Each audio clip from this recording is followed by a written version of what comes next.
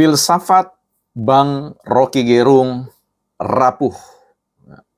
Saya kira tidak akan kuat dan tidak akan mampu survive dalam membangun sebuah peradaban. Kita akan bicara di Bukan Ahli Filsafat.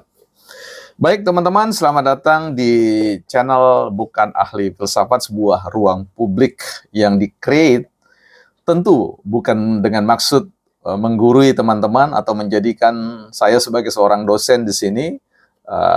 Paling tidak kita semua adalah dosen sekaligus mahasiswa bagi diri kita sendiri. Kita sekaligus guru dan juga adalah murid bagi diri kita sendiri. Sehingga setiap orang punya kemerdekaan di dalam membangun dirinya berdasarkan prinsip-prinsip atau nilai-nilai yang dia yakini akan baik bagi dirinya dan bagi orang lain. Ketika kita berbicara tentang ruang publik di mana diisi oleh berbagai macam dinamika, konflik-konflik verbal, konflik-konflik yang sifatnya berbicara tentang makna memaknai, ya, bagaimana menggugat sebuah pemikiran atau menghadirkan sebuah pemikiran baru, itu menjadi sebuah hal yang mengasihkan sebenarnya, tetapi bisa berbahaya juga ya, ketika kita membiarkan sebuah narasi filosofis yang dibangun, baik secara sadar maupun tidak sadar, sebab sekali lagi, ya, segala sesuatu berasal muasal, ya, bermula dari benak kita, dari pikiran kita. Pikiran kita lah yang membentuk sebuah peradaban, model kehidupan mana yang ingin kita jalani, sistem nilai apa yang kemudian ingin kita patenkan, dan tentu kita akan tahu persis bahwa ada banyak ya patologi-patologi atau penyakit-penyakit dalam berpikir.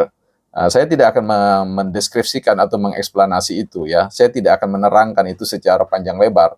Tapi saya ingin mau bicarakan tentang filsafatnya Rocky Gerung yang menurut saya adalah rapuh ya. Rapuh bukan berarti kita sedang menghajar Bang Rocky Gerung. Bang Rocky Gerung adalah bagian dari diri kita yang perlu kita kasihi, yang perlu kita cintai, tetapi kita tetap perlu berurusan dengan filsafatnya ya. Jadi inilah kemerdekaan kita di dalam berpikir, kemerdekaan kita di dalam menyatakan pendapat, ya, kemerdekaan kita di dalam menguji sesuatu. Dalam hal ini sekali lagi bahkan bisa jadi bahwa pikiran saya lebih rapuh daripada pikirannya Bang Rocky Gerung. Filsafatnya Bang Rocky Gerung mungkin lebih kuat dari filsafatnya saya dan seterusnya. Atau bahkan filsafat kami, pikiran kami ini sebenarnya jauh lebih rapuh daripada pikiran sobat-sobat sekalian, ya.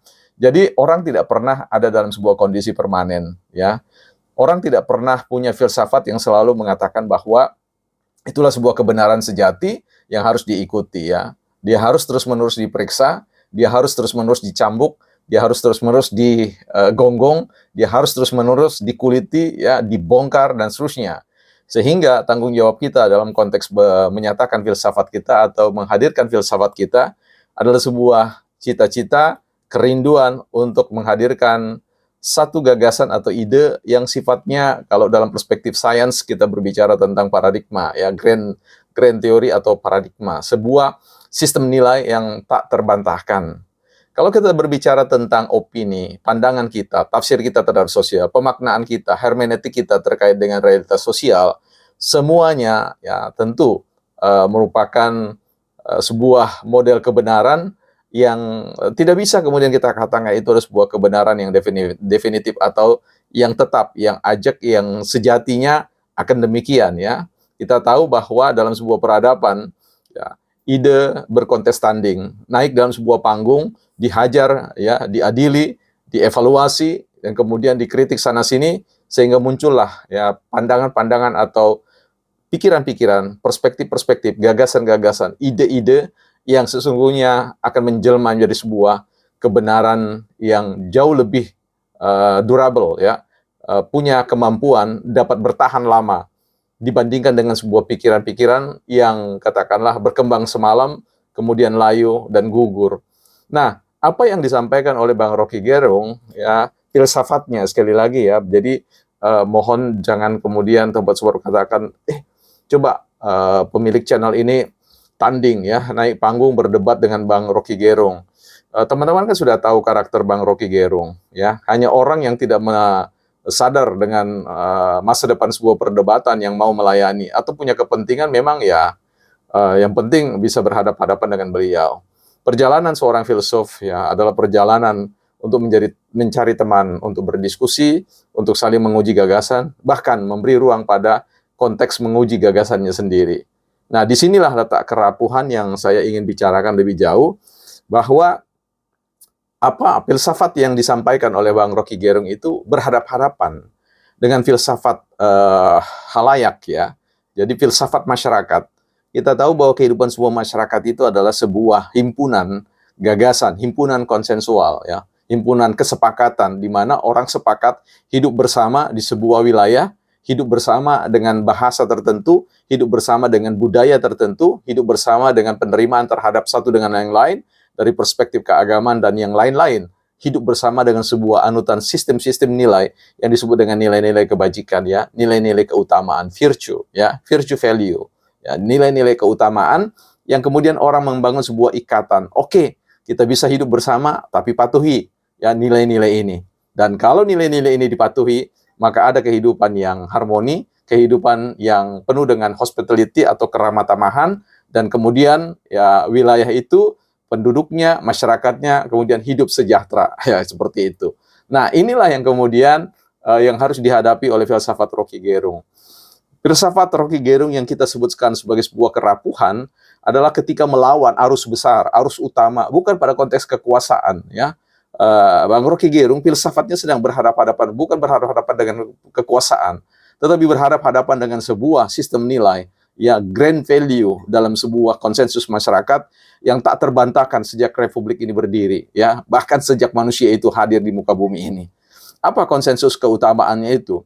Ya, bahwa ada nilai-nilai keadaban, nilai-nilai kesopanan ya, nilai-nilai bagaimana penggunaan kata-kata, filsafat-filsafat kata, filsafat-filsafat makna yang ada di dalamnya, yang kandungannya, rohnya, spiritnya itu adalah penghormatan terkait dengan nilai-nilai kemanusiaan, humanity ya. Jadi berbicara tentang humanity, hospitality ya, keramah tamahan terhadap satu dengan yang lain, dan itu akan dituntut lewat apa yang disebut dengan ujaran-ujaran. Kita tinggal dalam sebuah masyarakat, kita tidak sedang, Anda bisa pikirkan bagaimana di kampung, bagaimana di kota-kota, orang tidak bersaing untuk bisa hidup.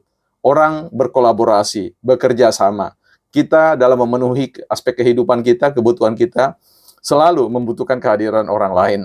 Perdebatan-perdebatan yang bermuara pada sebuah upaya untuk menghasilkan yang adalah sebuah kerapuhan. Ya. Jauh lebih baik kita membuat, ketika kita berdiskusi dengan orang lain, ya, diskusi yang baik adalah diskusi yang mendatangkan orang lain memiliki perasaan bahwa mereka mampu. Itu adalah sebuah kebahagiaan yang luar biasa. Seorang filsuf akan mengerti bagaimana kehadiran dia dapat memberi arti bagi hidup orang lain. Dan jangan sampai kehadiran kita bisa membuat orang lain kehilangan dirinya, kehilangan kepercayaan dirinya, kehilangan martabatnya, kehilangan impiannya, dan kehilangan kesempatan untuk kita bersama-sama.